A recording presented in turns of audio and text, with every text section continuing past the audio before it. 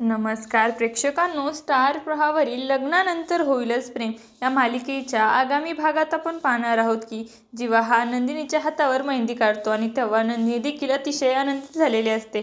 आणि जेव्हा हा नंदिनीला बोलतो, मेहंदी देखील नवरा बायकोच्या नात्यासारखीच आहे, जेवढा जास्त वेळ घाला, जेवढे त्याला जपाल तेवढेच ते एकदम उठून दिसते, एकदम रंगून दिसते.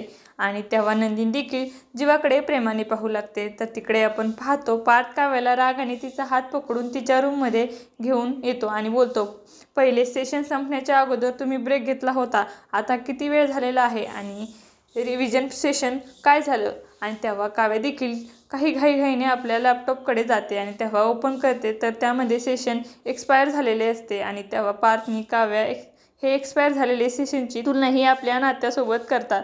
आता येणाऱ्या भागामध्ये काव्या, पार्थ, जीवा, नंदिनी घटस्फोटबद्दल काय ठाम निर्णय घेणार हे पाहणं अतिशय रोचक ठरणार आहे.